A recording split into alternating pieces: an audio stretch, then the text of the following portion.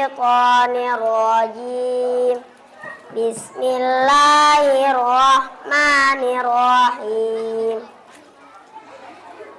ألم تر كيف فعل ربك بأصحاب الفيل ألم نجعل كيدهم في تضليل وأرسل عليهم طيرا أبابيل ترميهم بحجارة من سجيل فجعلهم كعصف مأكول Sadaqallahul azim.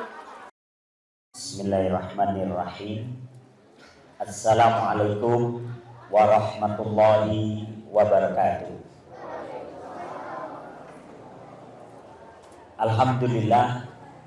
Alhamdulillahilladzi arsala rasulahu bil huda wa dinil haqq liyudhhirahu 'alad dini kullihi wa kafa billahi syahida. Asyhadu an la ilaha illallah wahdahu la syarikalah wa asyhadu anna Muhammadan abduhu wa rasuluhu la nabiyya ba'da. Allahumma salli wa sallim ala nabiyyina Muhammad wa ala alihi wa sahbihi ajma'in, amma ba'du. Yang kami hormati Bapak Ketua DKM serta para pengurus DKM Masjid Darussalam, yang kami hormati bapak-bapak, ibu-ibu, serta adik-adik sekalian.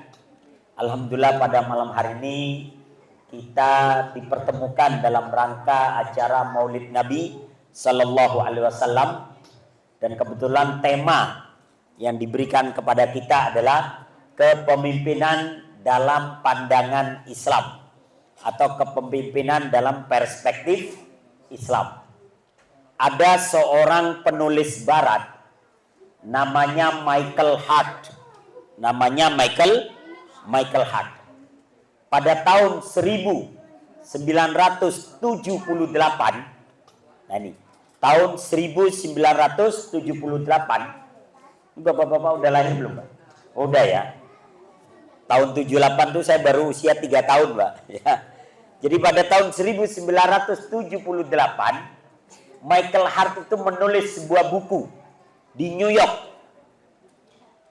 Judul bukunya itu The 100 Ranking of the Most Influential Persons in History. Ya. The 100 Ranking of the Most Influential Persons in History. Ranking dari 100 tokoh yang paling berpengaruh sepanjang sejarah dunia. Dari 100 tokoh itu, Michael Hart yang telah meneliti lebih dari 12 tahun itu, dia meletakkan nama Muhammad Rasulullah Shallallahu Alaihi Wasallam dalam urutan yang pertama, ya.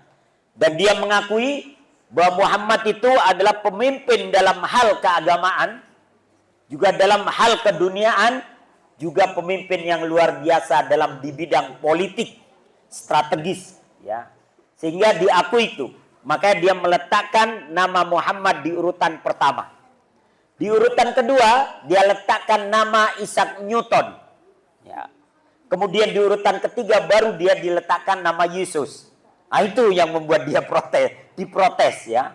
Jadi tahun 1978 dia diprotes oleh banyak orang karena tulisannya tadi, karena buku yang beredar.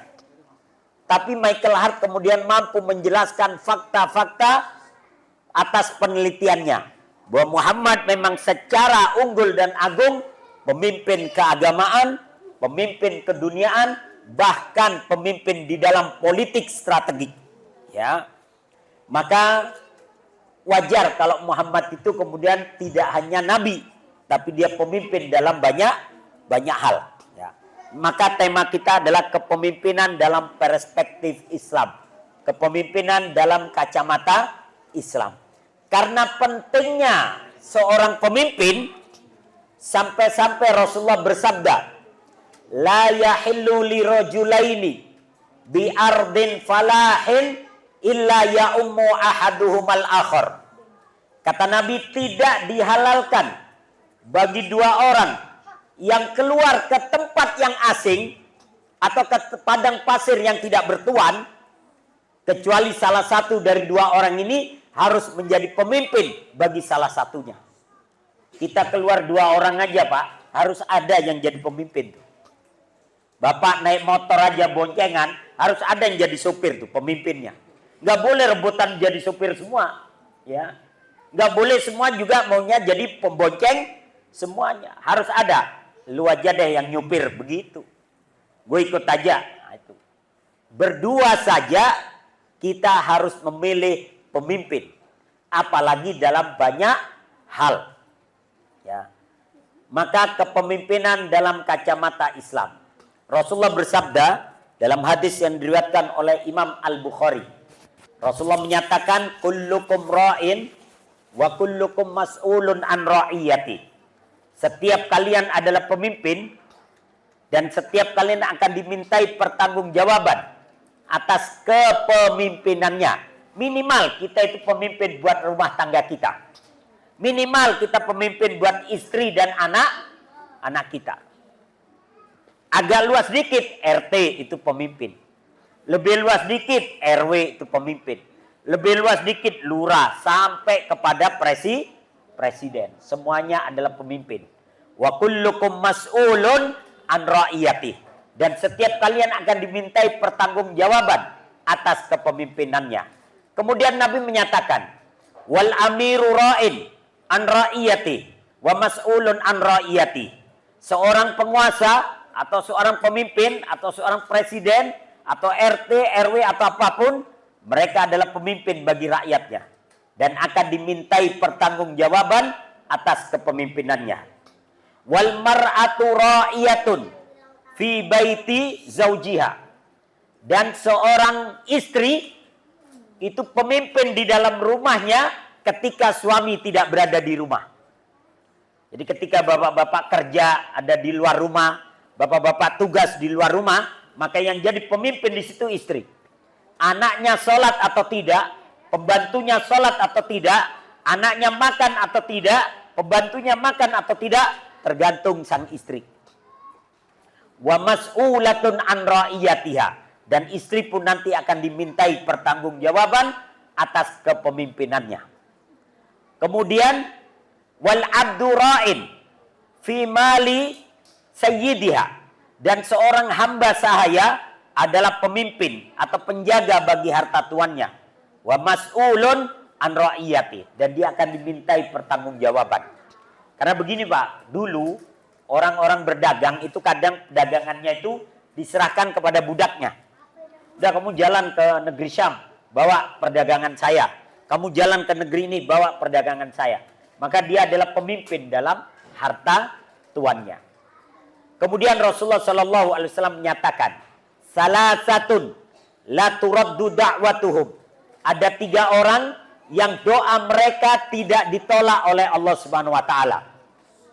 Yang pertama, al-imamul adil. Doanya pemimpin yang adil. Tidak akan ditolak oleh Allah Subhanahu Wa Taala. Yang kedua, wassaimu hatta yuftir. Yang kedua adalah doanya orang yang berpuasa sampai dia berbuka. Ya. Yang ketiga yang tidak ditolak doanya, wada'watul madlum yarfa'uhallahu fawqal ghamam wa tufattahu laha abwabus sama wa yaqulu rabb azza wa jal wa izzati la ansurannaki walau ba'dahin. Kata Nabi SAW, ada 3 doa yang tidak ditolak. Pertama, doanya pemimpin yang adil. Yang kedua, doanya orang yang berpuasa sampai dia berbuka. Dan yang ketiga adalah doa orang-orang yang terzalimi. Yarfa'uhallahu fawqal ghamam. Allah akan mengangkat doa itu sampai ke langit. Ya. Kemudian Allah berfirman, wa izzati, demi keagunganku, aku akan menolongmu wahai doa, walaupun beberapa saat setelah ini. Artinya, doa orang-orang yang terdolimi, cepat atau lambat, pasti dikabulkan oleh Allah. Rela atau terpaksa, pasti akan dibalaskan dendam orang-orang yang terdolimi. Ya. Hadis ini diriwayatkan oleh Imam At-Tirmidzi. Kemudian bagaimana kriteria kepemimpinan dalam pandangan Islam? Jadi Islam, Pak, setiap agama itu punya kriteria tersendiri tentang kepemimpinan mereka. Dan itu spesifikasi. Dan itu merupakan kekhususan agama itu sendiri. Jadi Bapak nggak usah heran kalau orang Nasrani diwajibkan memilih sesama Nasrani. Yahudi diwajibkan memilih sesama Yahudi. Karena memang begitu kekhususannya. Maka jangan salahkan kami kalau orang Islam pun juga diwajibkan memilih sesama orang Islam. Bukan hanya Islam, nanti ada kriterianya. Ya. Kriteria yang pertama, seorang pemimpin dalam kriteria Islam, yang pertama beriman dan beramal soleh. Kalau ada orang yang sudah beriman, kemudian beramal soleh, kelihatan dia perilakunya sehari-hari, ya, sehari-hari dia kelihatan perilakunya, maka dia orang yang bertakwa. Karena takwa adalah perpaduan antara iman dan amal soleh. Bahkan Allah Subhanahu wa taala menyatakan, ya ayyuhalladzina amanu la tattakhidu aba'akum wa ikhwanakum awliya'a in istahabbul kufra 'alal iman wa may yatawallahum minkum fa ulaika humudz zalimun. Ya. Allah menyatakan, wahai orang-orang yang beriman, janganlah kalian menjadikan bapak-bapak kalian, saudara-saudara kalian menjadi pemimpin jika mereka lebih mengutamakan kekufuran daripada keimanan. Pak, sama-sama muslim aja, dia bapak kita, dia saudara kita, nggak boleh kita pilih kalau dia lebih condong kepada kekufuran. Dia lebih condong kepada kemaksiatan, nggak boleh dipilih. Cari yang lebih baik, ya. Itu sudah sama-sama muslim. Itu juga saudara kita atau bapak kita. Lebih condong kepada kemusyrikan, lebih condong kepada kemaksiatan, jangan dipilih. Yang ngomong bukan saya, yang ngomong pencipta langit dan bumi, ya. Jika mereka lebih mengutamakan kekufuran atas keimanan, dan siapa di antara kalian yang menjadikan mereka pemimpin, maka mereka itulah orang-orang yang zalim. Ya, inilah kekhususan yang ada dalam Islam. Spesifikasi dalam memilih seorang pemimpin. Kemudian dalam surat An-Nisa ayat 144, Allah menyatakan, ya ayyuhalladzina amanu la tattakhidul kafirina awliya min dunil mu'minin aturiduna an taj'alu lillahi alaikum sultanan mubina. Di sini Allah lebih tegas lagi daripada ayat yang tadi. Wahai orang-orang yang beriman, janganlah kalian menjadikan orang-orang kafir menjadi pemimpin dengan meninggalkan orang-orang yang beriman. Jadi kalau pilihannya yang satu kufur, yang satu beriman, wajib memilih yang beriman. Nggak usah kita bikin narasi. Kamu mau pilih mana? Beriman tapi korupsi atau kafir gak korupsi? Itu salah. Narasinya memang menjebak. Kenapa enggak kau pilih beriman yang tidak korupsi atau kufur yang tidak korupsi? Itu imbang. Ini kita emang dijebak. Kau pilih mana? Beriman tapi korupsi, kafir tapi enggak korupsi. Enggak imbang itu. Itu mengarahkan kita itu, ya. Nah, yang benar itu kau pilih mana? Beriman tapi tidak korupsi, kufur tapi tidak korupsi, itu yang adil. Nah ini. Maka inginkah kalian membuat alasan yang nyata bagi Allah untuk mengadabmu? Kalau engkau memilih orang-orang yang kafir untuk menjadi seorang pemimpin. Nah ini lebih tegas lagi. Allah menyebutkan dalam surat Al-Ma'idah ayat 51. Inilah surat yang pernah dibela oleh kaum muslimin di Indonesia tahun 2016. Al-Ma'idah Orang datang dari Sabang sampai Merauke. Jutaan orang tumpah ruah di Monas untuk sholat Jumat berjamaah. Tak satu pun dari mereka yang kelaparan. Apa artinya Al-Maidah? Hidangan. Saya melihat sendiri tuh, tak ada satupun orang yang kelaparan. Masing-masing nenteng makanan, ada 5 bungkus, ada yang 2 bungkus, ada yang itu pun masih berbagi mereka. Kehujanan, ya, mereka mendapatkan teh, mendapatkan kopi, nggak tahu itu dari mana, ya. Tapi yang jelas, ketika itu Allah benar-benar menunjukkan Al-Maidah, hidangan. Tak satu pun dari mereka yang kelaparan, ya. Ya ayyuhalladzina amanu la tattakhidul yahuda wan nasara. Ini Allah terang-terangan menyebutkan agamanya, ya. Ya ayyuhalladzina amanu la tattakhidul yahuda wan nasara auliya ba'duhum auliya'u ba'd. Wa may yatawallahum minkum fa innahu minhum. Innallaha la yahdil qaumadz zalimin. Allah menyatakan dalam surat Al-Maidah ayat 51. Ya. Wahai orang-orang yang beriman, janganlah kalian mengambil orang-orang Yahudi dan Nasrani menjadi pemimpin-pemimpin kalian.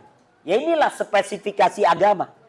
Inilah kekhususan dan menjadi ciri khas sebuah agama. Gak bisa disalahkan, itu dari yang menciptakan agama. Barang siapa sebagian mereka adalah penolong bagi sebagian yang lain. Barang siapa di antara kalian mengambil mereka menjadi pemimpin, maka sesungguhnya orang itu termasuk golongan mereka. Sesungguhnya Allah tidak memberikan petunjuk kepada orang-orang yang dolim. Ini syarat yang pertama. Apa syaratnya tadi? Kriteria pemimpin, beriman dan bertakwa. Ya, beriman dan beramal soleh. Yang itu perpaduannya adalah takwa kepada Allah. Yang kedua, kriteria pemimpin dalam Islam. Al-Qawiyul Amin. Pemimpin dalam Islam adalah pemimpin yang kuat dan dapat dipercaya. Kuat imannya. Kuat keyakinannya kepada Allah. Kuat fisiknya. Kuat ilmu pengetahuannya. Kuat pendiriannya. Kuat keteguhannya. Kuat fisiknya. Ya. Dan kuat dalam banyak hal. Ya. Kemudian amanah, bisa dipercaya. Ucapannya bisa dipercaya. Jadi ucapannya bisa dipercaya. Tidak asal ngomong dan sebagainya. Dalam surat Al-Qasas ayat 26, Allah menceritakan tentang Musa yang menolong dua orang gadis putranya Nabi Syuaib. Ketika sang gadis tahu karakter sang Musa, maka gadis itu kemudian berkata, qalat ihdahuma ya abatis ta'jirtu inna khaira man istajarta al-qawiyul amin. Kuat dan dapat dipercaya. Kenapa dia bisa mengatakan Musa itu kuat dan dapat dipercaya? Ya. Jadi begini, Pak. Ketika Musa menolong itu, kan dia harus berebut air itu dengan orang-orang penggembala yang lain. Itu dorong-dorongan kuat tuh Musa. Ternyata ada batu besar yang menutup sebagian pintu sumurnya itu. Maka batu besar itu diangkat oleh Musa. Orang-orang yang lain gak mampu ngangkat, diangkat oleh Musa.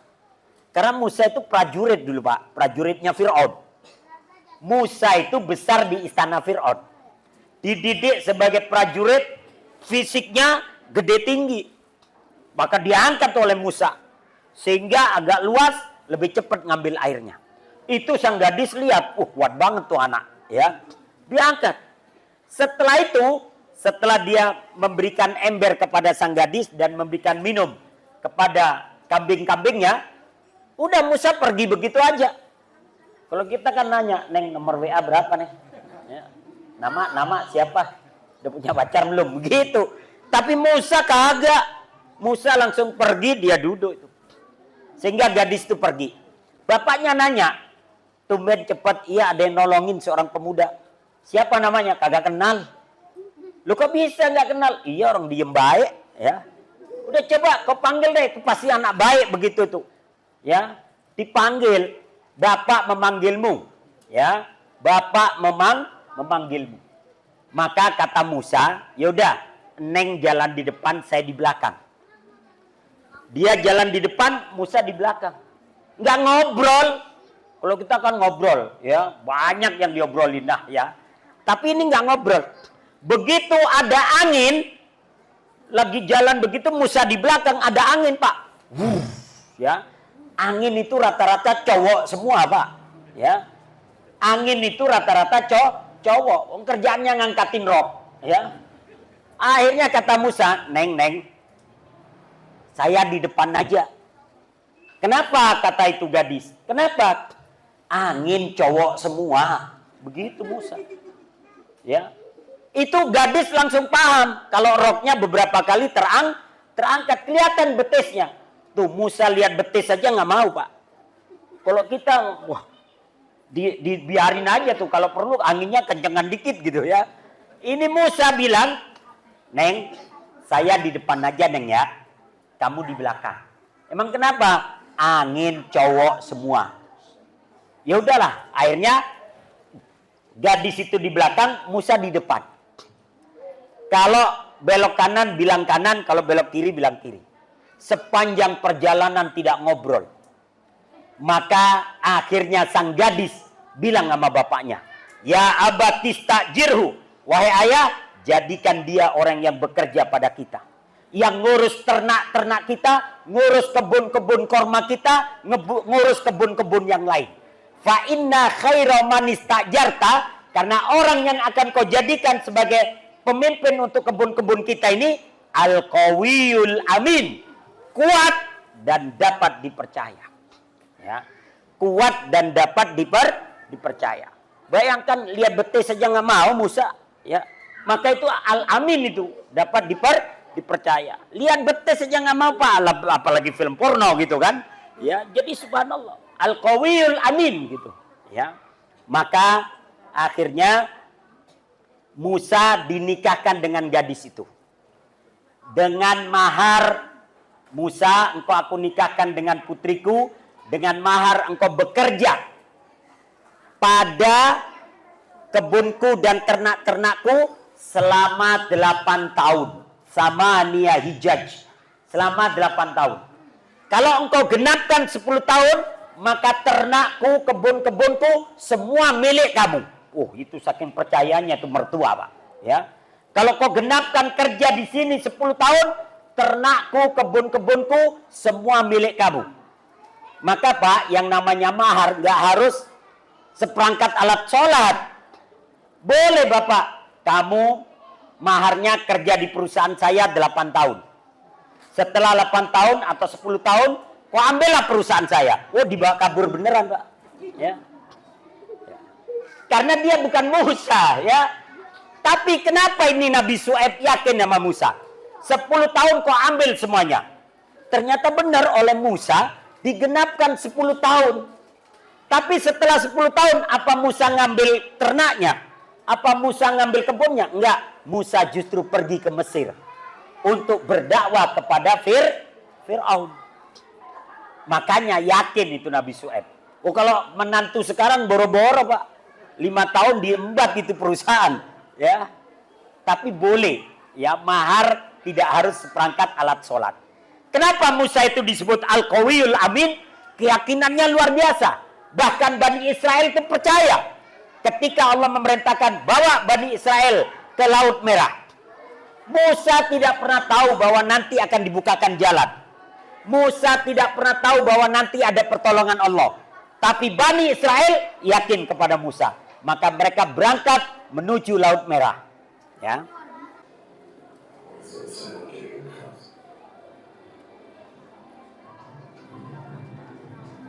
Ketika Bani Israel panik bahwa mereka telah dikejar oleh Fir'aun, tapi Musa tetap tenang. Qala kalla inna ma'iya rabbi sayahdin. Kata Musa, tenang aja, aku bersama Allah yang selalu memberiku petunjuk. Ya. Ini Fir'aun nih Pak, yang botak nih Pak. Fir'aun nih Pak, ya.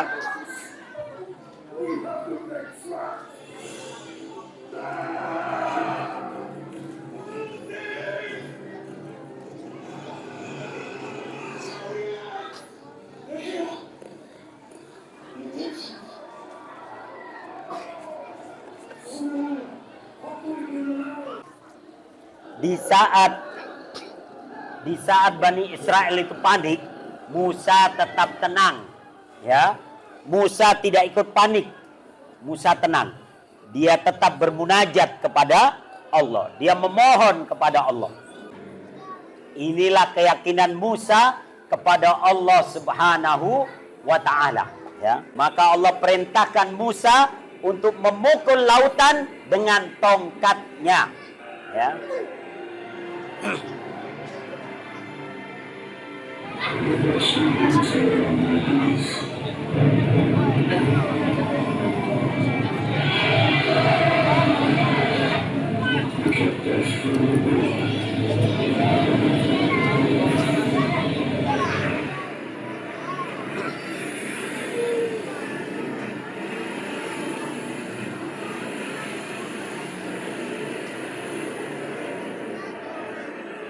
Dan laut pun terbelah, ya.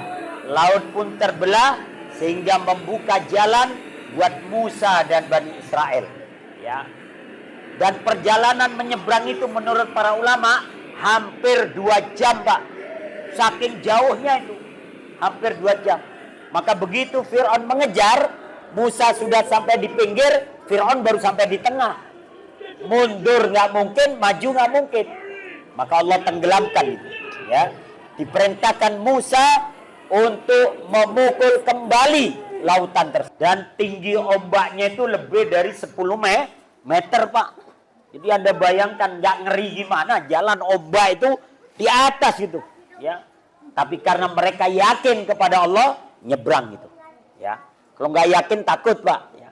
Jadi kriteria pemimpin yang pertama beriman dan beramal soleh. Yang kedua kuat dan dapat dipercaya, ya. Kemudian yang ketiga, kriteria pemimpin dalam Islam tidak berambisi terhadap sebuah jabatan, tidak berebut mati-matian terhadap jabatan tersebut, apalagi sampai menghalalkan segala cara, ya. Sampai dibela-belai curang-curang misalnya, sampai dibela-belain ya tidak benar lah, ya tidak jujur dan sebagainya. Rasulullah pernah bersabda kepada Abdurrahman bin Samurah radhiyallahu anhu, "Ya Abdurrahman ibn Samurah, wahai Abdurrahman bin Samurah, janganlah kamu meminta untuk menjadi pemimpin.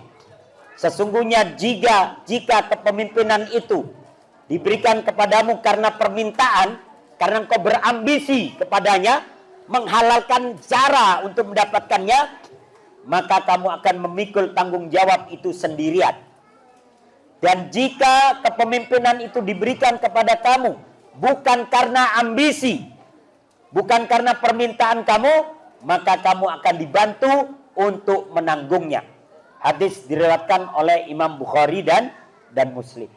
Jadi kriteria dalam pemimpin dalam Islam, mereka tidak berambisi terhadap jabatan tersebut. Tapi Pak, Nabi Yusuf alaihissalam pernah meminta jabatan. Kenapa? Karena ketika itu yang menerjemahkan tafsirnya mimpi sang raja itu Nabi Yusuf. Kata Nabi Yusuf, ada 7 sapi yang gemuk-gemuk dimakan oleh 7 sapi yang kurus-kurus. Itu artinya nanti kita akan mengalami masa yang subur, masa yang luar biasa baiknya selama 7 tahun. Kemudian kita akan mengalami masa kemarau selama 7 tahun. Kalau kita bisa mengelola selama 7 tahun yang pertama, maka kita akan selamat di 7 tahun yang kedua. Maka carilah raja orang-orang yang mumpuni di bidang ini. Tapi ternyata banyak yang mendaftar itu orang-orang yang mau mencari keuntungan. Wah, mumpung ini subur di 7 tahun pertama, paceklik di 7 tahun kedua bisa ditimbun ini. Nah itu. Akhirnya karena melihat yang mengajukan diri orang-orang yang tidak punya kemampuan, Nabi Yusuf itu besar di istana. Nabi Yusuf itu diajari tentang mengelola negara. Nabi Yusuf itu diajari tentang mengelola keuangan. Nabi Yusuf itu diajari tentang mengelola semua perbendaharaan negara. Maka Nabi Yusuf mengajukan diri. Kata Nabi Yusuf, qala ja'alni ala khazainil ard, inni hafidun alim. Nabi Yusuf menyatakan, jadikanlah aku bendaharawan negara Mesir. Sesungguhnya aku adalah orang yang pandai menjaga, lagi berpengetahuan. Kenapa? Karena Yusuf dididik untuk itu. Sekolahnya memang begituan Nabi Yusuf kalau bahasa kita. Ya, maka dia ngajuin diri. Daripada orang lain tambah celaka nanti. Makanya Nabi Yusuf berhasil tuh di 7 tahun yang kedua masa paceklik. Dan Nabi Yusuf ini Pak, kata Rasulullah, Nabi yang paling tampan di antara nabi-nabi yang lain. Ya. Kata Rasulullah ketika Isra dan Mi'raj, kata Nabi, ketampanan Nabi Yusuf itu 2/3 penduduk dunia gantengnya ngumpul di Yusuf. Gantengnya ngumpul di Yusuf. Lee Min Ho lewat, Shah Rukh Khan lewat, Salman Khan lewat, ya. Iya lewat, Tom Cruise lewat. Ya, itu Nabi paling ganteng. Emak-emak aja baru lihat Nabi Yusuf semenit, tangannya kepotong. Baru lihat Yusuf semenit. Ya, makanya Zulaiha bilang, kalian menyalahkan saya karena saya suka sama Yusuf. Kalian baru lihat Yusuf semenit aja udah kepotong tangan. Apalagi saya tiap hari lihat Yusuf. Mana tahan, ya. Ibu-ibu, pernah lihat Nabi Yusuf nggak? Belum pernah. Coba lihat saya. Ya, maksudnya coba lihat saya kayak siapa, ya. Saya nggak bilang saya kayak Nabi Yusuf, ya. Saya cuma mau nanya saya kayak siapa gitu ya. Tapi kalau ibu-ibu lihat saya ganteng berarti matanya masih normal, ya.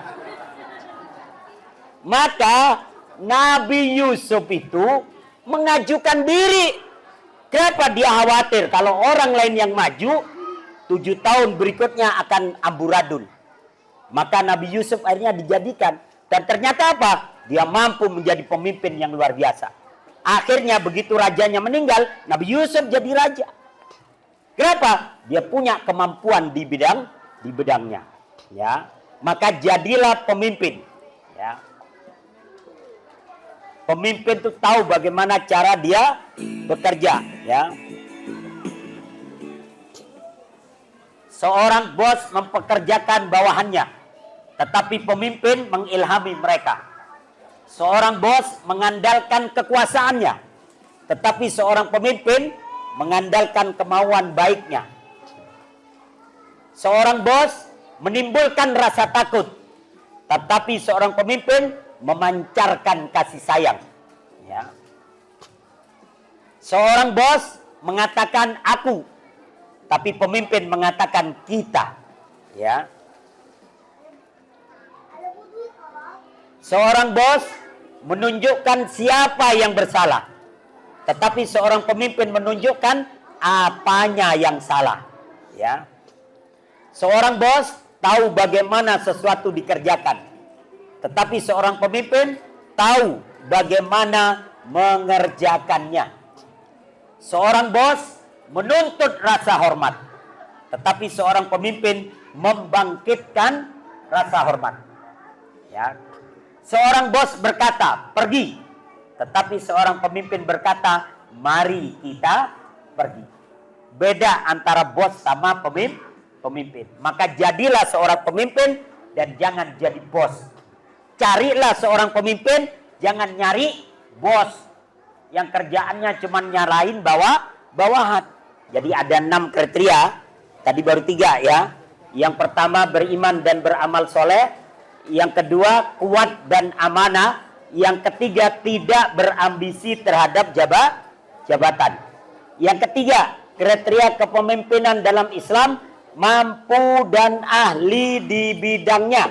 Ya, punya kemampuan dan ahli di bidangnya. khususnya di bidang masalah kepemimpinan, ya, terutama komunikasi, ya, kemudian bagaimana mengendalikan emosinya dan sebagainya, ya. Kenapa? Karena kalau tidak mampu di bidangnya, kata Nabi, idza wusidal amru ila ghairi ahlihi fantadhiris sa'ah. Apabila sebuah urusan diberikan kepada orang yang bukan ahlinya, maka tunggulah saat kehancurannya. Ya, apabila satu jabatan, satu amanah diberikan kepada orang yang bukan ahlinya, tunggulah saat kehancurannya. Ada ustadz ahli tafsir suruh bangun jembatan, hancur jembatannya, Pak. Ya, ada insinyur ahli jembatan suruh menafsirkan, berantakan tafsirnya, ya. Maka berikan sesuatu itu kepada yang ahlinya. Karena kalau tidak ahli, kemudian orang-orang kecewa, maka kekecewaan mereka akan menjadi bumerang nanti buat pemimpin itu sendiri. Ini contoh akibat kecewa kepada pemimpin.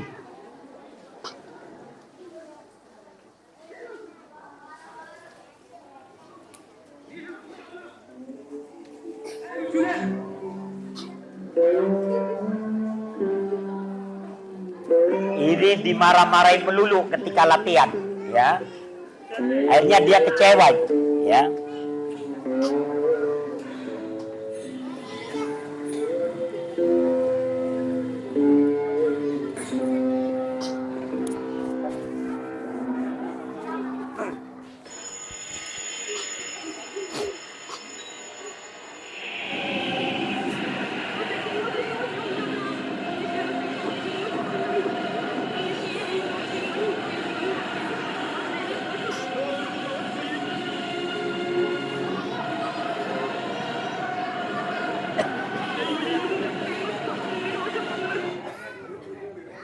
Tidur dia, Pak, ya. Akibat kecewa, akhirnya dia justru, ya, menjadi bumerang buat pemimpin itu sendiri. Maka berikan kepemimpinan itu kepada yang ahli di bidangnya. Kemudian kriteria yang kelima, seorang pemimpin dalam kriteria Islam berani menegakkan kebenaran dan keadilan. Walaupun resikonya mungkin dia akan dicopot dari jabatannya. Walaupun resikonya bisa jadi dia dibunuh. Walaupun resikonya bisa jadi dia dilawan dan sebagainya. Tapi berani menegakkan kebenaran dan keadilan. Wa mimman khalaqna ummatun yahduna bil haqq wa bihi ya'dilun. Dan di antara orang-orang yang kami ciptakan, ada umat yang memberi petunjuk dengan kebenaran. Dan dengan kebenaran itu pula mereka menegakkan keadilan. Siapa mereka? Mereka adalah para pemimpin dan para ulama. Ulama yang menunjukkan kebenarannya, pemimpin yang menegakkan kebenaran dan keadilan itu. Ya, karena pemimpin punya tentara, punya polisi, punya fasilitasnya untuk menegakkan kebenaran dan keadilan. Dan ulama yang mengarahkan. Ya, karena kalau pemimpin kemudian tidak berani menegakkan dan kebenaran dan keadilan, yang terjadi dia akan berbuat dolim.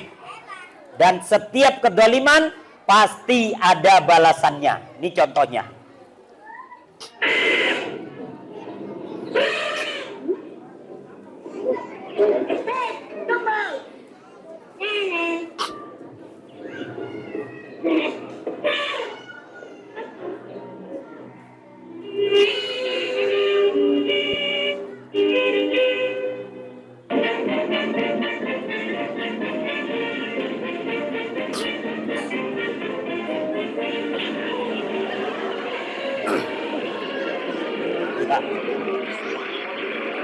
Karena di PHP-in dibales, Pak, ya. Hati-hati, jangan suka PHP-in rakyat, takut dibales sama rakyat, ya. Baik. Jangan PHP-in siapapun, karena nanti mereka bisa membalas ketika mereka punya peluangnya, ya. Nah, ini. Dan yang terakhir kriteria seorang pemimpin dalam kacamata Islam adalah dia dikelilingi oleh orang-orang soleh dan orang-orang berilmu. Ya, dia dikelilingi oleh siapa? Orang-orang soleh dan orang-orang berilmu. Kenapa Rasulullah itu berhasil dalam kepemimpinan? Karena di sekitar Rasulullah sahabat-sahabat yang punya karakteristik masing-masing dan punya kemampuan masing-masing, tapi rata-rata adalah orang-orang yang soleh, orang-orang yang berilmu. Ya, pepatah Arab mengatakan, anil mar'ila tas'al wasal an qarini fa innal qarina bil muqarani yaktadi. Jika ingin tahu seseorang, jangan tanya pada orangnya, tapi lihatlah siapa teman-temannya. Karena teman itu akan saling mempengaruhi perangainya. Jadi Pak, kalau nanti mau cari pemimpin, lihat teman-teman dia siapa saja. Orang-orang di sekitar dia itu siapa saja. Kata Rasulullah, almar'u ala dini khalilihi falyandur ahadukum man yukhallil. Seseorang itu berada pada agama teman karibnya. Seseorang itu akan mengikuti perilaku kawannya. Maka hendaklah salah seorang di antara kalian melihat siapa yang dia jadikan teman karibnya. Kalau teman karibnya orang-orang soleh, maka dia akan mendukung dalam hal-hal kebaikan. Kalau ada yang buruk, dia akan mengingatkan, Pak ini salah Pak, Pak ini gak benar. Dia berani itu mengingatkan. Ya, maka dalam banyak hal dia akan mengatasi banyak masalah. Pemimpin itu bergantung siapa orang-orang yang ada di sekitarnya. Jadi inilah kesimpulan kriteria seorang pemimpin dalam Islam. Yang pertama, beriman dan beramal soleh. Yang kedua, kuat dan amanah. Yang ketiga, tidak meminta jabatan atau menginginkan jabatan tertentu atau berambisi. Yang keempat, mampu dan ahli di bidangnya. Yang kelima, menegakkan kebenaran dan keadilan. Dan yang keenam, dikelilingi orang-orang yang soleh dan berilmu. Mari sama-sama kita saksikan ini dia drama Tentara Abraha dan Guru Alami. Boleh beri tepuk tangan.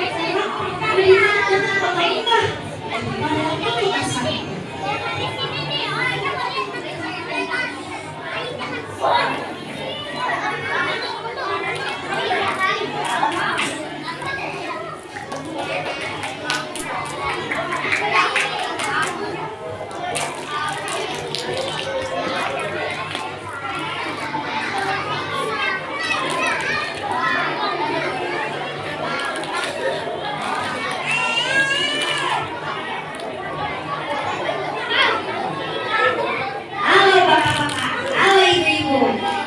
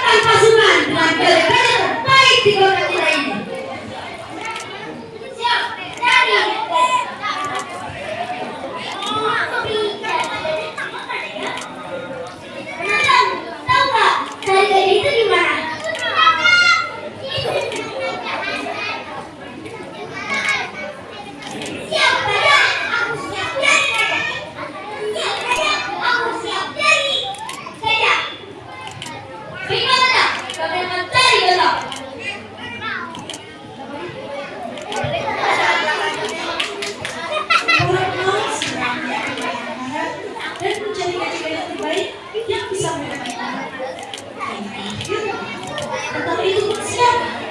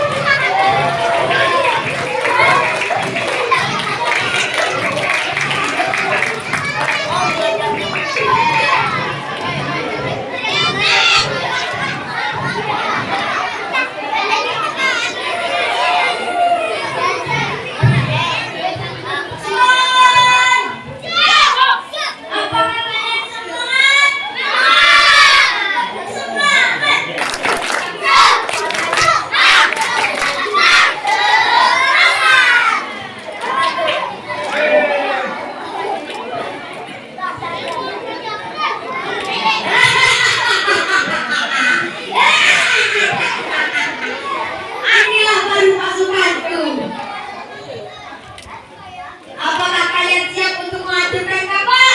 Siap!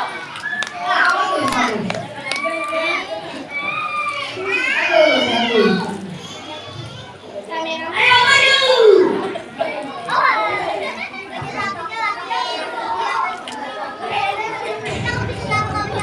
Ada apa baik?